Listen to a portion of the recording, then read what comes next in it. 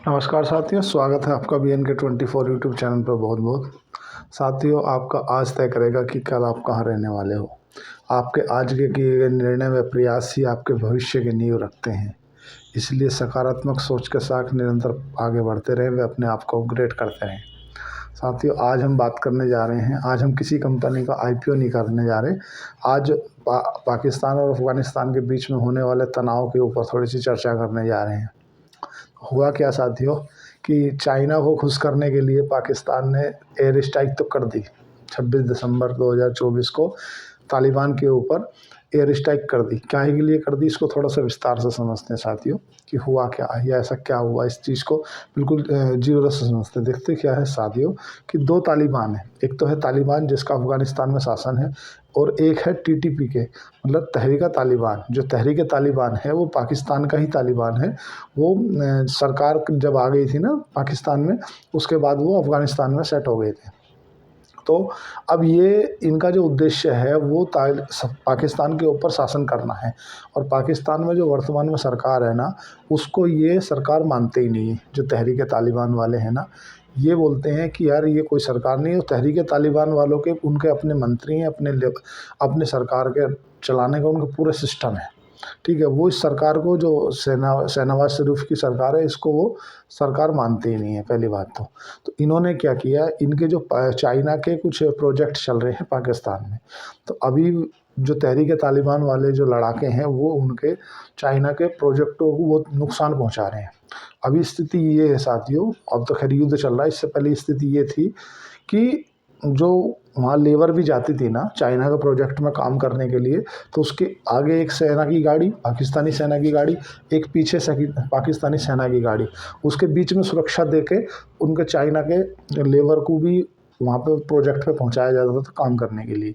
तहरीक तालिबान का ऐसा कहना है कि भाई इसे बंद करो, यहाँ पे इनके रिसोर्सेस पर आप चाइना को कब्जा करने दे रहे हो। अब थोड़ा सा और क्लोजली जाएँ तो क्या हुआ साथियों, पाकिस्तान को ये कहीं ना कहीं जो बांग्लादेश प्रति प्रेम था वो महंगा पड़ गया। हुआ क्या था कि बांग्लादेश के प्रति पाकिस्तान को अभी 53 साल बाद प्रेम याद आया, जब वहाँ की जो वर्तमान में सरकार थी, जब उसको तख्ता पलट हुआ, तो जब दूसरी सरकार ने वहाँ पे वो लिया, तो पाकिस्तान से वो पक्ष वाली सरकार थी, मतलब पाकिस्तान के समर्थन वाली सरकार थी एक तरह से ऐसा देखा जाए तो पाकिस्तान को 53 साल बाद याद आया कि हम दोनों भाई भाई हैं। और 1971 की बात करें तो जब बांग्लादेश पाकिस्तान से अलग हुआ था ना साथियों, तो कुछ नहीं था, इनके गृह कलेश थे, इनके अंदर अंदरूनी कलेश थे। ये एक दूसरे को बहुत भेदभाव से देखते थे कि जो पूर्वी पाकिस्तान है, जो अभी बांग्लादेश है, पश्चिमी पाकिस्तान को मतलब ऐसे सोचते थे कि यार ये एक दूसरे काले गोरे का भेद करते थे। तो जो मुजीबुर रहमान थे वो जब अपनी पूरी मेजोरिटी में अपनी जितनी सीटें थी वो लेके आ गए थे, वे प्रधानमंत्री चुन लिए गए थे। तो उनका कहना ये था, जो अभी वर्तमान में पाकिस्तान है, कि यार इतना वहाँ से आने वाला आदमी हम प्रधानमंत्री नहीं बनने देंगे। तो जो मुजीबुर रहमान थे, उन्होंने बोल दिया हम अपने से, अगर ऐसी बात है तो हम सब मानते ही नहीं, हम अपने आप को अलग मानेंगे। तो फिर इन्होंने अपने ही गृह में, उस समय तो एक ही पाकिस्तान हुआ करता था, अपने ही गृह में एक दूसरे के प्रति बलात्कार करना, इनको मारना, बहन बेटी को मारना, ये सब बहुत बहुत बड़े लेवल पर कर दिया था। फिर वहाँ की जो मुक्ति वाहिनी थी, मुक्ति वाहिनी बनी, वो मुक्ति वाहिनी ने बहुत लोहा लिया वहाँ की वर्तमान की सेना से, क्योंकि उस समय पाकिस्तान की सेना थी। तो जब लोग बाग माइग्रेट करके इंडिया में आने लगे, भाई क्या होने लगा, जब पाकिस्तानी जो सेना थी वो अत्याचार करने लगी ना बांग्लादेशियों पे। पहले तो अब तो बांग्लादेश है, उस समय तो पूर्वी पाकिस्तान हुआ करता था ये। तो जब अत्याचार करने लगी तो वहाँ के जो लोग थे वो माइग्रेट होकर भारत में आने लगे। भारत में आने लगे तो भारत की जो उस समय तत्कालीन सरकार थी, इंदिरा गांधी जी, उन्होंने कहा भाई ऐसे कब तक चलेगा। भाई अगर तुम्हारे घर में कोई गृह क्लेश चल रहा है तो आप ऐसे माइग्रेट होते तो भारत के रिसोर्सेज पर फ़र्क पड़ेगा। तो उन्होंने क्या किया, जो वर्तमान में यहाँ के जर्नल थे उन्हें बोला कि यार इनकी मुक्ति वाहिनी की मदद करो, और इन्हें जो है कहीं ना कहीं सब चीज़ों से, तो उन्हें ट्रेनिंग दी भारत ने। ट्रेनिंग देने के बाद उनकी सेना से लड़ने में मदद करी, हथियार दिए, हथियार देने के बाद तब जाकर वो आज़ाद हुआ। तो वो इनको जो गुस्सा था वो खड़ा करा था। तो अब जब शेख हसीना जी को भारत ने शरण दे दी, उसके बाद उनसे फिर दुश्मनी एक जागी कि भारत तो हमारा कट्टर दुश्मन है, भारत ने तो ऐसा ऐसा किया है। तो इनका जो उद्देश्य था ना साथियों, वो तो मैं बताऊँ, सिलीगुड़ी कॉरिडोर है, एक जो पूर्वांचल जो अपना तुम्हारा उत्तर के राज्य हैं ना, तो अरुणाचल प्रदेश है, असम है, तुम्हारा मेघालय है, अरुणाचल प्रदेश है, इनके बीच में सिलीगुड़ी कॉरिडोर है। तो ऐसा पाकिस्तान के गुप्त सूत्रों से जानकारी मिली थी लोगों को, मैं इस चीज़ की पुष्टि नहीं करता, कि वो क्या चाह रहे थे कि भारत के अंदर ऐसी स्थिरता पैदा की जाए, जो रोहिंग्या मुसलमान हैं उनके माध्यम से, कुछ वहाँ की जो एंट्री लोग हैं उनके माध्यम से उनको ट्रेनिंग देगी पाकिस्तान की सेना, और पाकिस्तान की सेना उन्हें ट्रेनिंग देने के बाद भारत के अंदर उन्हें दाखिल करेगी और भारत में अस्थिरता पहुंचाएगी। जिससे एक इन्होंने भी एक विवादित नक्शा भी दर्ज कर दिया था कि भाई हम पाकिस्तान ऐसा बांग्लादेश को बड़े रूप में देखते हैं, जिसमें अरुणाचल प्रदेश, मिजोरम, नागालैंड, इस सब को पूरा का पूरा बांग्लादेश में दिखाया था, है ना। आधा लगभग हमारा जो अभी वर्तमान में पश्चिम बंगाल है उसको भी दिखाया गया था। तो इन्होंने एक विवादित नक्शा भी जारी कर दिया था कि हम ऐसा बांग्लादेश देखते हैं। और इनका जो उद्देश्य था कि जो भारत के अंदर अस्थिरता पैदा की जाए, जो सिलीगुड़ी कॉरिडोर है, कुछ रोहिंग्या मुसलमान को ट्रेनिंग दे करके, कुछ जो वहाँ की मतलब जो आतंकवादी ग्रुप है उनको ट्रेनिंग दे करके भारत को अस्थिरता में माहौल में डाला जाए और भारत को परेशान किया जाए। अब ये इतना भूल गए थे कि भारत जो है वहाँ पे बड़े बड़े चाणक्य रहे हैं, विदुर नीति भारत से हुई है, तुम्हारा आचार्य चाणक्य वो भारत के ही थे। अब मोदी जी हैं, अजीत डोभाल है, जयशंकर जी हैं, वो खाली तो बैठेंगे नहीं, ठीक है भैया तुम करते रहो। इतना अत्याचार होने के बाद में भी भारत के प्रधानमंत्री की तरफ से कोई ट्वीट नहीं आता है कि क्या करना। पाकिस्तान उनको एक जहाज भी भेजता है, उस जहाज के अंदर क्या भेजता है ये अभी हम पुष्टि नहीं कर सकते, मतलब उनको बांग्लादेश को कि हम तुम्हारे साथ हैं, पर ये भूल गया था कि भाई इसके चक्कर में तेरी भी पैंट खुल सकती है। अब उसने क्या सोचा कि जैसे भारत एयर स्ट्राइक कर देता है ऐसे हमें एयर स्ट्राइक कर दूंगा। थोड़ा सा इस चीज़ को विस्तार से बताऊंगा, समझते हैं क्या हुआ था। तो उनने भारत के अंदर अस्थिरता माहौल पहुंचाने की स्थिति की। तो उन भारत में कहीं ना कहीं जो बड़े जागरूक जानकार हैं उन्होंने अच्छा हमें परेशान करना चाहते हो, रुको तुम्हारा इलाज मानते हैं। उधर अफगानिस्तान से इनका पहला ही प्यार उमड़ रहा है। पहले क्या था, एक जो इनके बीच में डूरंटो कॉरिडोर लाइन है, जैसे हमारे यहाँ LAC है ना, भारत और पाकिस्तान के बीच में लाइन ऑफ एक्चुअल कंट्रोल, या LOC है, या चाइना के बीच में है। तो LAC और LOC ना होकर उनके बीच में जो तुम्हारे पाकिस्तान और अफगानिस्तान के बीच की जो लाइन है ना, उसे डूरंटो लाइन के नाम से जाना जाता है, डूरंटो लाइन। तो 2021 में डूरंटो लाइन को पाकिस्तान ने मानने से मना कर दिया था। जब पाकिस्तान अफगानिस्तान से अमेरिका सेना गई थी, तो उस समय पे पाकिस्तान ने डूरंटो लाइन को मानने से इनकार कर दिया था कि हम ऐसे नहीं मानते। जो वहाँ की तालिबान सरकार है वो पहले ही भरी बैठी थी, उन्होंने बोला अच्छा ठीक है नहीं मानते कोई बात नहीं। अब इन्होंने एक गलती और कर दी कि इधर बाहर भारत को परेशान करने लगे, तो इधर हम इसको पाकिस्तान को सपोर्ट करेंगे, अफगान बांग्लादेश को मिल करके भारत को ऐसा कर देंगे, ऐसा तोड़ देंगे, ऐसा नक्शा पहुंचा देंगे। उधर चाइना के जो तहरीक तालिबान है वो चाइना को काम नहीं करने दे रहा, इनके प्रोजेक्टों पे काम नहीं करने दे रहा। तो क्या हुआ, पाकिस्तान पर चाइना ने दबाव बनाया, बोले यार क्या देश हो तुम, तुम्हारे होते सोते हमारे वहाँ पे प्रोजेक्ट नहीं चल पा रहे हैं, तुम्हारे तहरीक तालिबान एक जरा सा तालिबानी है उसके बाद में भी हम काम नहीं कर पा रहे। तो इन्होंने क्या किया, बिल्कुल डेयरिंग वाले स्टाइल में, जैसे भारत ने नहीं एयर स्ट्राइक कर दी थी, ऐसे ही एयर स्ट्राइक कर दी 26 दिसंबर को। और उस एयर स्ट्राइक में 50 से ज़्यादा बच्चे और महिलाएं अफगानिस्तान की मारी गई, 50 बच्चे और महिलाएं मारी गई। अब ये चीज़ कहीं ना कहीं अफगानिस्तान को खटक गई। अरे बोले यार हम तो तुम्हें अपना भाई मानते थे, तुमने तो यार बहुत बुरा कर दिया, मतलब हमारे यहाँ पे एयर स्ट्राइक कर दी, हमारे यहाँ तो हमने तो साला अमेरिका को नहीं रुकने दिया, अमेरिका को भगा दिया, और तुम हमारे यहाँ मार रहे हो। और वो भी 50 बच्चे मार दिए, बच्चे और महिलाएं मार दी, उनका क्या उद्देश्य दोस्त था यार, एयर स्ट्राइक कर दी। तो पाकिस्तान से बयान आता है कि हमने अफगानिस्तान के ऊपर नहीं हमला किया, हमने हमला किया था तहरीक तालिबान के ऊपर। तालिबान भी दो हैं वहाँ पे, एक तो वो है जिसकी सरकार है वहाँ पे तालिबान की, एक तहरीक तालिबान है। जैसा मैंने बताया तहरीक तालिबान पाकिस्तान का ही तालिबानी ग्रुप है एक, जो कि भाग करके अफगानिस्तान में पहुंच गया शरण लेकर के। तो उनने बोला हमने तुम्हारे ऊपर हमला नहीं किया, हमने तहरीक तालिबान के ऊपर हमला किया।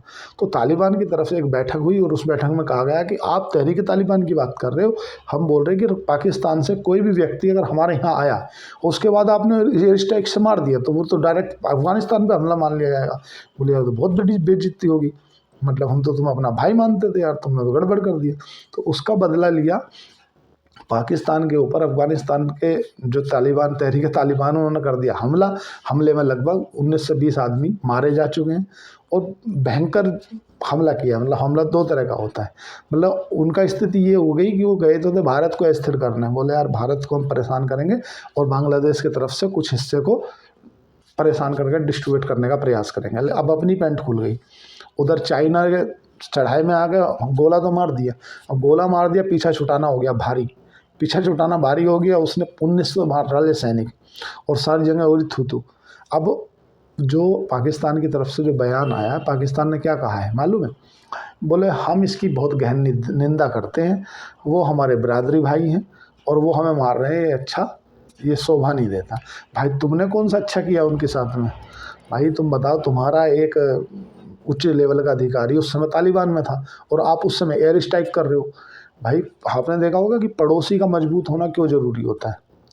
आप उन्हें जगा दिया जो 2021 से चुपचाप बैठे थे, उनके तो हाथ में खुजली मची थी, वे तो परेशान थे कि कोई युद्ध नहीं हो रहा, कुछ नहीं हो रहा। उन्होंने तो लड़ने का तो अभ्यास ही है उन्हें, कहीं नहीं युद्धम का युद्धम होता रहता था। 2021 से जब से अमेरिका गई तब से उनका युद्ध भी नहीं छिड़ रहा और वो तो जैसे ही बैठे हैं और तुमने उन्हें जगा दिया, उनके एयर स्ट्राइक कर दिया, वो तुम्हें अब तुम झेलो, तुम्हारा खुद का पजामे ढीले हो गए।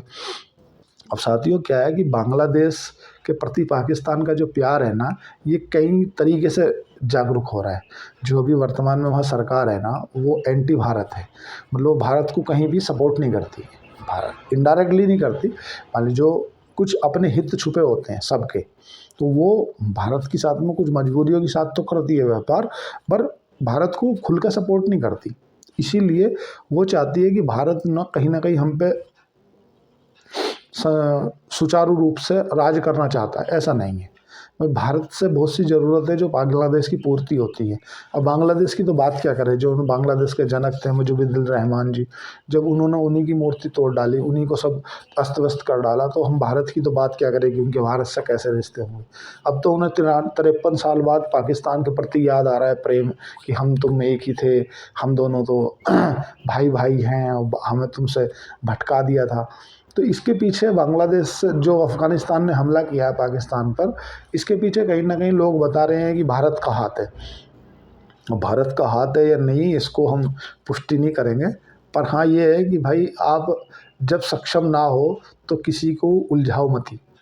अब तुमने सोचा कि नहीं यार भारत में और तुम्हारे में कुछ समानता देखी तुमने, भारत अपने आप में कहा हो, तुम कहाँ हो, तुमने जाके एयर स्ट्राइक कर दी। वो कहते हैं ना किसी को मारने से पहले वो देख लो उसका पीछा कैसे थामोगे तुम, छेड़ तो दिया तुमने, अब तुम्हारा पीछा थामना भारी हो रहा है। देखो पूरी बात तो समझो आप साथियों कि पाकिस्तान को फंड की भी ज़रूरत है। फंड कहाँ से मिलता है उन्हें? फंड मिलता है उन्हें दो जगह से, या तो आप उनको दुबई से मिलता है, यूएई से, या मिलता है चाइना से। अब चाइना को खुश करने के लाए उन्होंने अफ़गानिस्तान को एयर स्ट्राइक कर दी। अब अफ़गानिस्तान ने इनका पलिंदा बांध दिया, अब इनका पलिंदा बांध दिया तो अब इनको फंड लेने के लिए फिर से चाइना के पास जाना है या यूएई के पास जाना। आप साथियों गूगल पर सर्च कर लेना, यूएई ने क्या पाकिस्तान के जो वीजे थे ना उन पर रोक लगा दी, क्योंकि ये वहाँ से आदमी भेजते हैं जाके वे कहीं ना कहीं भीख मांगते हैं, ऐसे काम करते हैं, तो यूएई ने बैन कर दिया, बोले नहीं आप रहने दो। अब ये हमने सोचा इंदिरा गांधी ने मुक्ति वाहिनी का सपोर्ट क्यों किया था। साथियों अगर इंदिरा गांधी मुक्ति वाहिनी का सपोर्ट नहीं करती ना, तो उनके इधर से माइग्रेट होकर आपके यहाँ पे भारत में अधिक लोग आ जाते। ऐसा समझो अगर दो पड़ोसी आपस में लड़ रहे हैं और उनके यहाँ मेहमान आ रहे हैं तो वे तुम्हारे यहाँ आ रहे हैं, उनके यहाँ 10 आदमी आ रहे हैं तो वो तुम्हारे यहाँ आ रहे हैं, तो आपके यहाँ रिसोर्सेज की कमी हो जाएगी। भाई जब अधिक लोग आपके यहाँ डाइल्यूट हो जाएंगे तो आपके यहाँ रिसोर्सेज की कमी हो जाएगी। इसीलिए तो पाकिस्तान ने डायरेक्ट भारत के ऊपर हमला कर दिया था फिर, कि भाई मुक्ति वाहिनी को सपोर्ट कर रहा है भारत। अब भारत करता है इसका मतलब डायरेक्ट भारत पर हमला कर दिया है।